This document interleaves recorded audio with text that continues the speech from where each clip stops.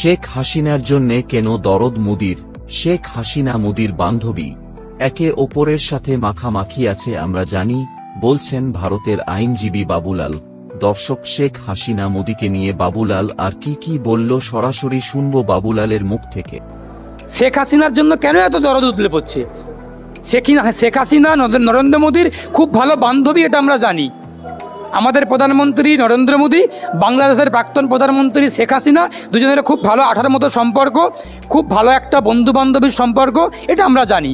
কিন্তু শেখ হাসিনা ওনার বান্ধবী হন বলে বাংলাদেশের হিন্দু সম্প্রদায়ভুক্ত মানুষগুলোর স্বার্থকে জলাঞ্জলি দিয়ে আর শেখ হাসিনাকে তোয়াজ করে কোলে নিয়ে আনন্দিত করে খুব ভালো রকমভাবে তাকে আপ্যায়ন করা হচ্ছে বিলাসিতার মধ্যে রেখে, এটা তো কাম্য না। আরও আমি একটা প্রশ্ন করছি তোমার চ্যানেল কেনিকা, ভারত সরকারের কাছে সবথেকে বেশি গুরুত্ব কার?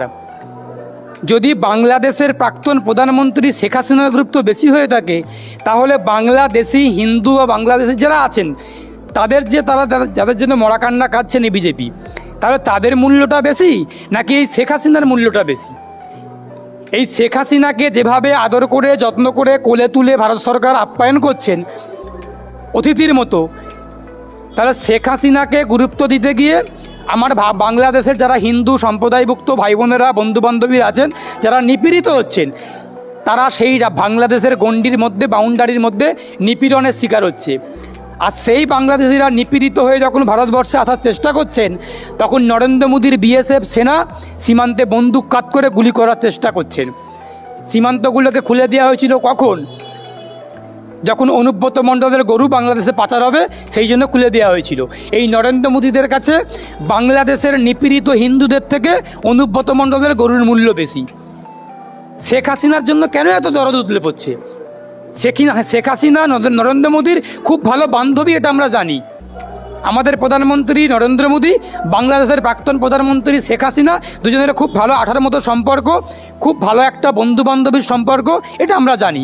কিন্তু শেখ হাসিনা ওনার বান্ধবী হন বলে বাংলাদেশের হিন্দু সম্প্রদায়ভুক্ত মানুষগুলোর স্বার্থকে জলাঞ্জলি দিয়ে আর শেখ হাসিনাকে তোয়াজ করে কোলে নিয়ে আনন্দিত করে খুব ভালো রকমভাবে তাকে আপ্যায়ন করা হচ্ছে বিলাসিতার মধ্যে রেখে, এটা তো কাম্য না। বাংলাদেশ নিয়ে যেভাবে মানে এখানকার এই ভারতের বিজেপিরা যেভাবে উঠে পড়ে লেগেছে, লাগাটা স্বাভাবিক। কিন্তু যদি শুভ বুদ্ধিসম্পন্ন মানুষেরা প্রতিবাদ করতো, সেটা মেনে নেওয়া যায়। কিন্তু যেই বিজেপি এই ভারতবর্ষে সংখ্যালঘুদের ধর্মস্থলে আক্রমণ করছে, সংখ্যালঘুদের জীবন জীবিকা সম্পদের উপর আক্রমণ করছে, যেই বিজেপি এই নুরি মসজিদ ভেঙে দিচ্ছে ফতেপুরেতে, যেই বিজেপি বাবরি মসজিদ ভেঙে সেখানে, সেটা নিয়ে আমরা কিছু বলছি না, যেহেতু আদালতের রায় নিয়ে হয়েছে। শুধুমাত্র তো ওটা নয়, একের পর এক মসজিদে আক্রমণ করা হচ্ছে, একের পর এক মাদ্রাসা, মক্তব, মাজার সব কিছুকে দরগা ভেঙে দেওয়া হচ্ছে, দখল করার একটা প্রসেস পদ্ধতি শুরু করেছে। সেই বিজেপি বাংলাদেশের চিন্ময় কৃষ্ণ ঠাকুরের গ্রেপ্তারি নিয়ে প্রতিবাদ করছেন, কথা বলছেন, আবার বাংলাদেশের সংখ্যালঘুরা আক্রান্ত সেই নিয়ে কথা বলছেন। বাংলাদেশের সংখ্যালঘুরা যদি আক্রান্ত হয়ে থাকেন তার বিরুদ্ধে আমরাও কথা বলছি, আমরা কথা বলবো। কিন্তু এই বিজেপির কোনো রকমভাবে নৈতিক কোনো অধিকার নেই যেই যোগী আদিত্যনাথ, ভুয়ো সন্ন্যাসী আদিত্যনাথ, যে কিনা এই ভারতবর্ষে তার ইউপিকে সুরক্ষিত রাখতে পারছেন না, উত্তরপ্রদেশটাকে ধর্ষণ প্রদেশে পরিণত করেছেন, তার নেতৃত্বে ইউপিতে মসজিদ ভেঙে দেওয়া হচ্ছে, মাদ্রাসাকে দখলদারিত্ব নেওয়া হচ্ছে, সংখ্যালঘুদের জীবন জীবিকা সম্পদ স্বাস্থ্য সব কিছুতে আঘাত নেমে আসছে। তারাই আবার অভিযোগ করছে কি না, বাংলাদেশের সংখ্যালঘুদেরকে ঠিকঠাক করে থাকতে দেওয়া হচ্ছে না। তাহলে বাংলাদেশের সঙ্গে ভারতবর্ষের পার্থক্যটা কি?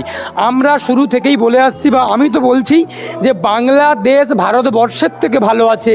তার কারণ বাংলাদেশের সরকারটা এখনও পর্যন্ত অন্তর্বর্তীকালীন সরকার, কোনো নির্বাচিত সরকার নেই। নির্বাচিত সরকার যখন হাসিনার সরকার ছিল, সংখ্যালঘুরা এইভাবে আক্রান্ত হননি। তাহলে সেই দেশের সরকার যেহেতু অন্তর্বর্তীকালীন সরকার, মনোনীত সরকার, তাদের কাছ থেকে কোনো রকমভাবে আইন শৃঙ্খলা ঠিকঠাক থাকবে এটা আশা করা যায় না। কিন্তু আমার ভারতবর্ষে একটা নির্বাচিত সরকার চলছে, আমার ভারতবর্ষে একটা গণতান্ত্রিক সংবিধানের নামে শপথ নেওয়া একটা সরকার চলছে। সেই সরকারের নামে তারা কি করছে? সংখ্যালঘুদের মসজিদকে আক্রমণ করছে, মাজারকে আক্রমণ করছে, উপাসনাস্থলকে আক্রমণ করছে। তাহলে বাংলাদেশের অন্তর্বর্তীকালীন সরকারের সঙ্গে আমাদের ভারতবর্ষের নির্বাচিত সরকারের পার্থক্যটা কী থাকলো? এই মোদি